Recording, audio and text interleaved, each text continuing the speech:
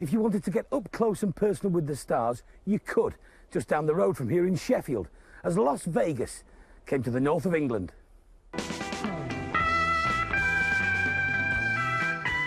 It was the back end of the swinging 60s. And Michael Jackson, the Beach Boys, Stevie Wonder, Roy Orbison, these were just a few of the stellar names that flocked to play here in Sheffield and here in Stockton-on-Tees. I would say it was the nearest thing to playing Vegas.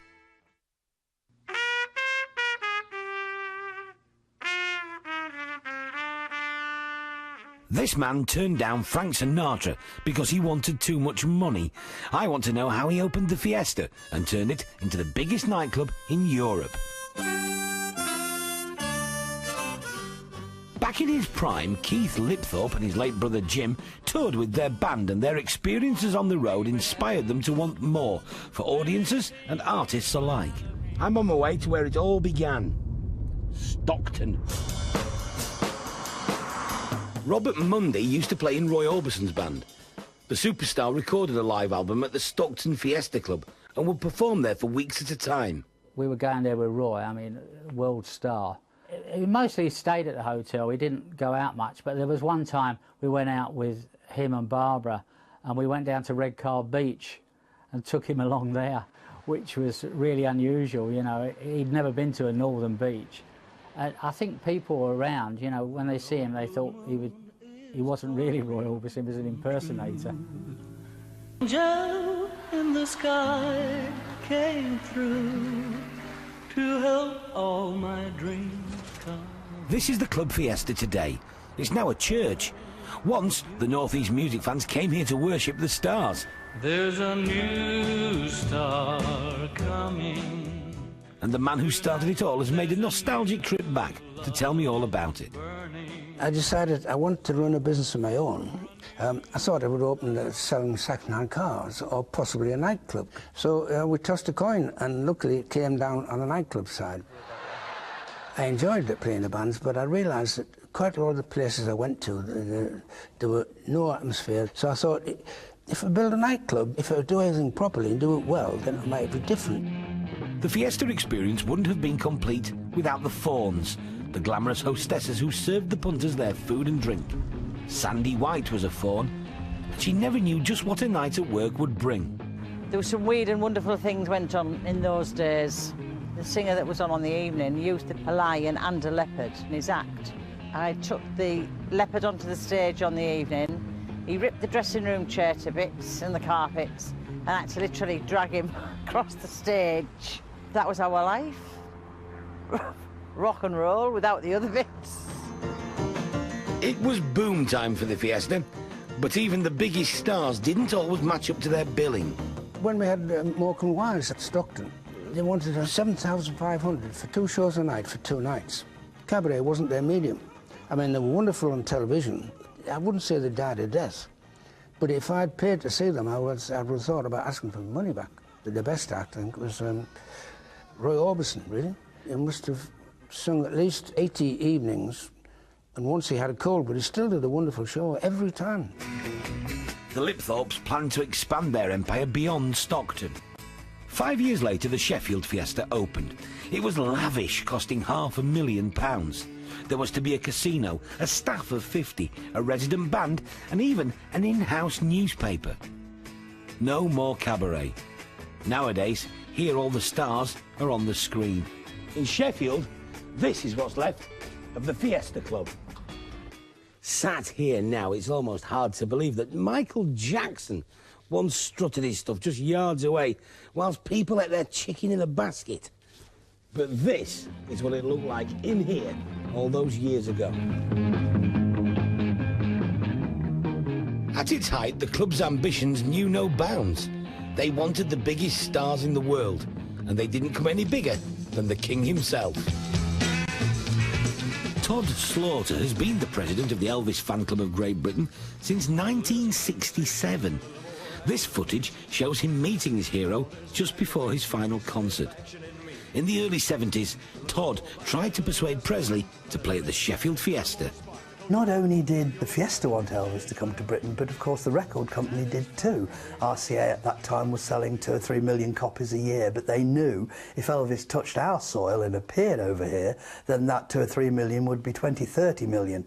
And we all know then there would have been a fabulous campaign to get the shows televised and filmed and whatever, and which was great for the Fiesta because it would have reinforced their brand around the world. Come on, baby, I'm tired of talking. Todd met Elvis's manager and father to discuss the Fiesta's offer, but it was never to be. Presley died weeks after this film was shot, and he would never play in Britain. For a young local singer, playing at the Fiesta was the pinnacle of his ambitions. Is this the way to Amarillo?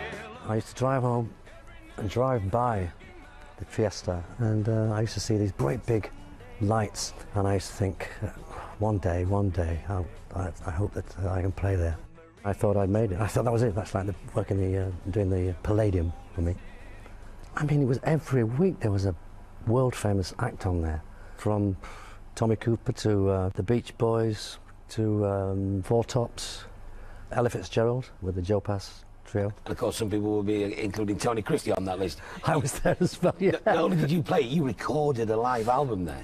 Somebody from the label came to see me in doing one of the cabaret gigs, and he came back and he said, you know, he says, we should record this because that is part of your history. This tray earned me enough money to buy my first house. This is what I carried round the Fiesta Club for 5 years, tripping up and down the stairs in my high-heeled shoes. Pat Bennett was a Fiesta fawn in Sheffield. J-cloth on here, 20 drinks, working hard, 7 hours a night. I worked 6 nights a week in there and went in on the 7th still as a customer. So I lived and breathed it until it closed down. Many couples got together with their husbands and wives at the Fiesta Club, not to mention other people's. Pat Bennett met Patrick Wainwright while he was a doorman there, but it wasn't until 35 years later they actually got together. We quite soon had a mutual attraction between us that we couldn't really quite get off the ground at the time. The wrong place, wrong time.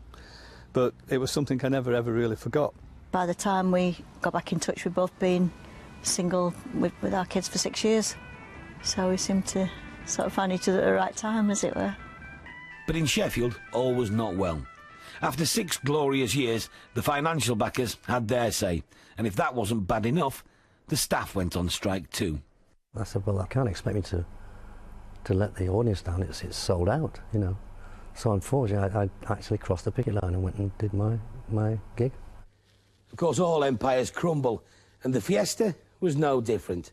Changes to the gambling laws, the financial demands of the stars, and the grim economic climate meant that eventually the club was no longer viable. I get so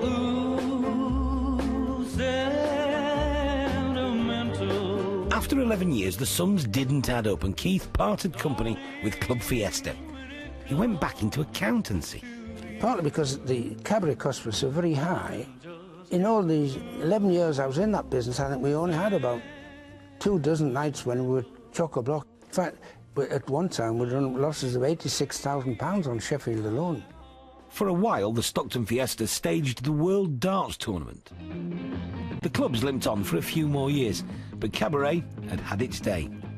It must have been great while it lasted. Well, that's all for tonight from here in the heart of the Pennines. Make sure you join us next week, when food writer Jay Rayner investigates whether the food we buy is really what it says on the tin. We look at whether best before dates are helping to cause more food waste and travel to the licorice capital of England.